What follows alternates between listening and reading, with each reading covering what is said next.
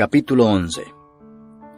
Cuando se acercaban a Jerusalén, junto a Betfagé y a Betania, frente al monte de los Olivos, Jesús envió 2 de sus discípulos y les dijo: Id a la aldea que está enfrente de vosotros, y luego que entréis en ella, hallaréis un pollino atado, en el cual ningún hombre ha montado, desatadlo y traedlo.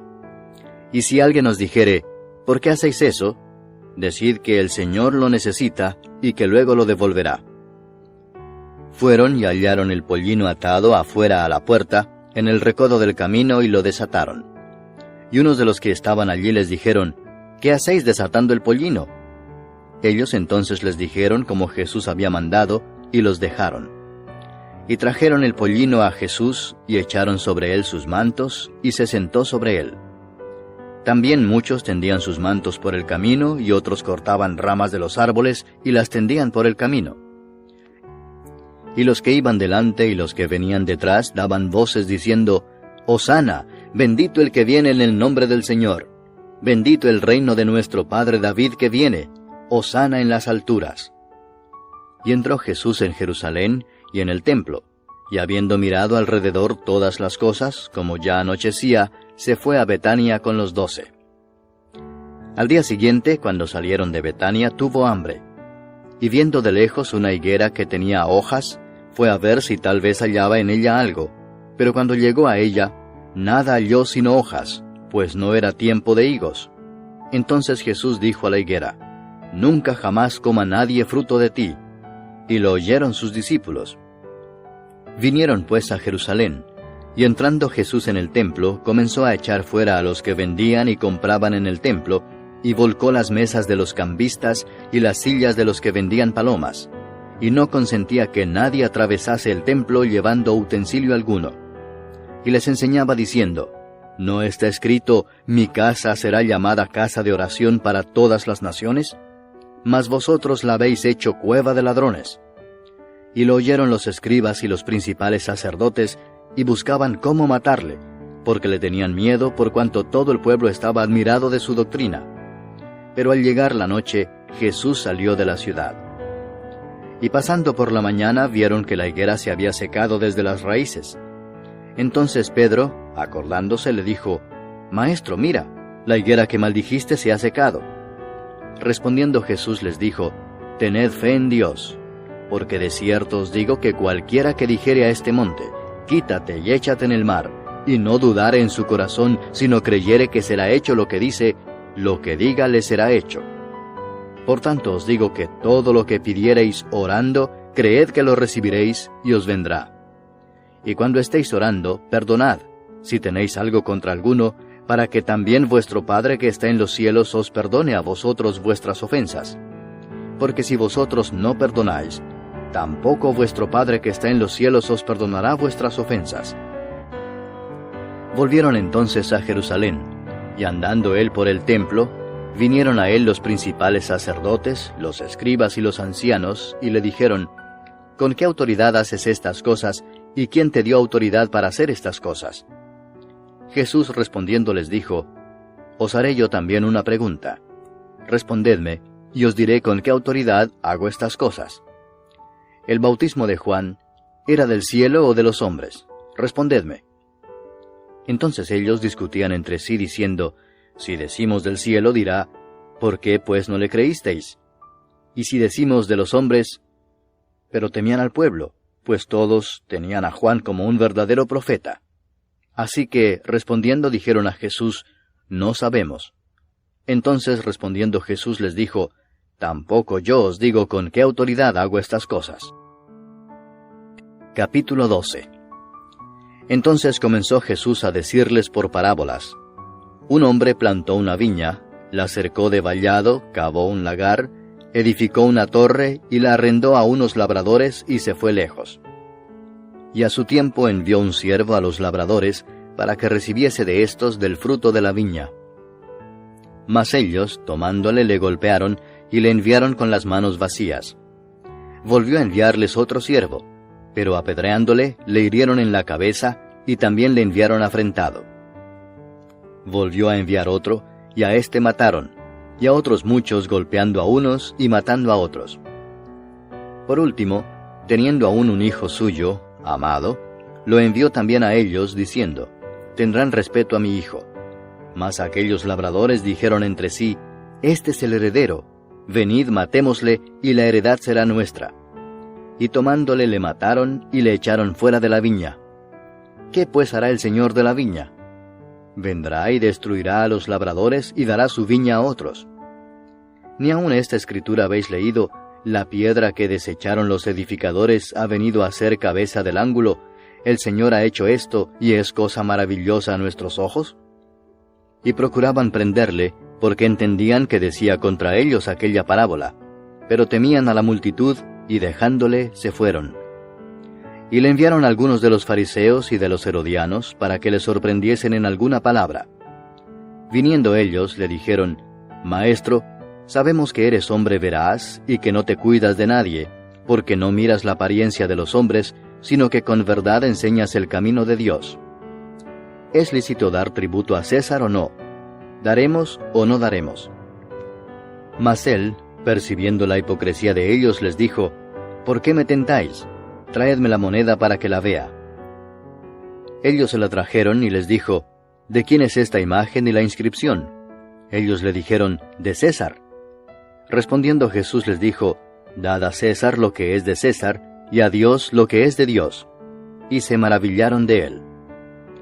Entonces vinieron a él los saduceos, que dicen que no hay resurrección, y le preguntaron diciendo, Maestro, Moisés nos escribió que si el hermano de alguno muriere y dejare esposa, pero no dejare hijos, que su hermano se case con ella y levante descendencia a su hermano. Hubo 7 hermanos. El primero tomó esposa y murió sin dejar descendencia. Y el segundo se casó con ella y murió y tampoco dejó descendencia. Y el tercero de la misma manera. Y así los 7 y no dejaron descendencia. Y después de todos murió también la mujer. En la resurrección, pues, cuando resuciten, ¿de cuál de ellos será ella mujer, ya que los 7 la tuvieron por mujer? Entonces respondiendo Jesús les dijo, ¿no erráis por esto, porque ignoráis las Escrituras y el poder de Dios? Porque cuando resuciten de los muertos, ni se casarán ni se darán en casamiento, sino serán como los ángeles que están en los cielos. Pero respecto a que los muertos resucitan, ¿no habéis leído en el libro de Moisés cómo le habló Dios en la zarza diciendo, Yo soy el Dios de Abraham, el Dios de Isaac y el Dios de Jacob? Dios no es Dios de muertos, sino Dios de vivos. Así que vosotros mucho erráis. Acercándose uno de los escribas, que los había oído disputar y sabía que les había respondido bien, le preguntó, ¿cuál es el primer mandamiento de todos?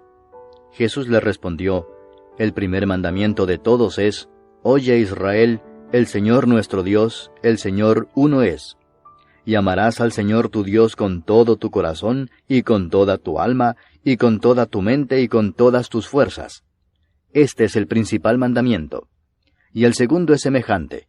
Amarás a tu prójimo como a ti mismo. No hay otro mandamiento mayor que estos. Entonces el escriba le dijo, Bien, maestro, verdad has dicho que uno es Dios, y no hay otro fuera de él, y el amarle con todo el corazón, con todo el entendimiento, con toda el alma y con todas las fuerzas, y amar al prójimo como a uno mismo, es más que todos los holocaustos y sacrificios. Jesús entonces, viendo que había respondido sabiamente, le dijo, No estás lejos del reino de Dios. Y ya ninguno osaba preguntarle. Enseñando Jesús en el templo decía, ¿cómo dicen los escribas que el Cristo es hijo de David? Porque el mismo David dijo por el Espíritu Santo, Dijo el Señor a mi Señor, Siéntate a mi diestra, hasta que ponga a tus enemigos por estrado de tus pies. David mismo le llama Señor. ¿Cómo pues es su hijo? Y gran multitud del pueblo le oía de buena gana. Y les decía en su doctrina, Guardaos de los escribas que gustan de andar con largas ropas y aman las salutaciones en las plazas, y las primeras sillas en las sinagogas, y los primeros asientos en las cenas, que devoran las casas de las viudas, y por pretexto hacen largas oraciones. Estos recibirán mayor condenación. Estando Jesús sentado delante del arca de la ofrenda, miraba cómo el pueblo echaba dinero en el arca, y muchos ricos echaban mucho. Y vino una viuda pobre, y echó 2 blancas, o sea, un cuadrante. Entonces, llamando a sus discípulos, les dijo, De cierto os digo que esta viuda pobre echó más que todos los que han echado en el arca, porque todos han echado de lo que les sobra, pero ésta de su pobreza echó todo lo que tenía, todo su sustento. Capítulo 13. Saliendo Jesús del templo, le dijo uno de sus discípulos: Maestro, mira qué piedras y qué edificios. Jesús respondiendo le dijo: ¿Ves estos grandes edificios? No quedará piedra sobre piedra que no sea derribada. Y se sentó en el monte de los Olivos frente al templo. Y Pedro, Jacobo, Juan y Andrés le preguntaron aparte: Dinos, ¿cuándo serán estas cosas? ¿Y qué señal habrá cuando todas estas cosas hayan de cumplirse? Jesús respondiéndoles comenzó a decir: Mirad que nadie os engañe, porque vendrán muchos en mi nombre diciendo: Yo soy el Cristo, y engañarán a muchos. Mas cuando oigáis de guerras y de rumores de guerras, no os turbéis, porque es necesario que suceda así, pero aún no es el fin. Porque se levantará nación contra nación, y reino contra reino, y habrá terremotos en muchos lugares, y habrá hambres y alborotos, principios de dolores son estos. Pero mirad por vosotros mismos, porque os entregarán a los concilios, y en las sinagogas os azotarán, y delante de gobernadores y de reyes os llevarán por causa de mí, para testimonio a ellos. Y es necesario que el Evangelio sea predicado antes a todas las naciones. Pero cuando os trajeren para entregaros, no os preocupéis por lo que habéis de decir, ni lo penséis, sino lo que os fuere dado en aquella hora, eso hablad, porque no sois vosotros los que habláis, sino el Espíritu Santo. Y el hermano entregará a la muerte al hermano, y el padre al hijo, y se levantarán los hijos contra los padres y los matarán. Y seréis aborrecidos de todos por causa de mi nombre, mas el que persevere hasta el fin, éste será salvo. Pero cuando veáis la abominación desoladora de que habló el profeta Daniel, puesta donde no debe estar, el que lee, entienda, entonces los que estén en Judea huyan a los montes. El que esté en la azotea no descienda a la casa ni entre para tomar algo de su casa. Y el que esté en el campo no vuelva atrás a tomar su capa. Mas ay de las que estén encintas y de las que críen en aquellos días. Orad pues que vuestra huida no sea en invierno, porque aquellos días serán de tribulación cual nunca ha habido desde el principio de la creación que Dios creó hasta este tiempo, ni la habrá. Y si el Señor no hubiese acortado aquellos días, nadie sería salvo. Mas por causa de los escogidos que Él escogió, acortó aquellos días. Entonces si alguno os dijere: Mirad, aquí está el Cristo, o mirad, allí está, no le creáis. Porque se levantarán falsos cristos y falsos profetas, y harán señales y prodigios para engañar, si fuese posible, aun a los escogidos. Mas vosotros mirad, os lo he dicho todo antes. Pero en aquellos días, después de aquella tribulación, el sol se oscurecerá y la luna no dará su resplandor, y las estrellas caerán del cielo, y las potencias que están en los cielos serán conmovidas. Entonces verán al Hijo del Hombre que vendrá en las nubes con gran poder y gloria. Y entonces enviará sus ángeles y juntará a sus escogidos de los cuatro vientos, desde el extremo de la tierra hasta el extremo del cielo. De la higuera aprended la parábola. Cuando ya su rama está tierna y brotan las hojas, sabéis que el verano está cerca. Así también vosotros, cuando veáis que suceden estas cosas, conoced que está cerca, a las puertas. De cierto os digo que no pasará esta generación hasta que todo esto acontezca. El cielo y la tierra pasarán, pero mis palabras no pasarán. Pero de aquel día y de la hora nadie sabe, ni aun los ángeles que están en el cielo, ni el Hijo, sino el Padre. Mirad, velad y orad, porque no sabéis cuándo será el tiempo. Es como el hombre que yéndose lejos dejó su casa y dio autoridad a sus siervos, y a cada uno su obra, y al portero mandó que velase. Velad pues, porque no sabéis cuándo vendrá el Señor de la casa, si al anochecer, o a la medianoche, o al canto del gallo, o a la mañana, para que cuando venga de repente no os halle durmiendo. Y lo que a vosotros digo, a todos lo digo: velad.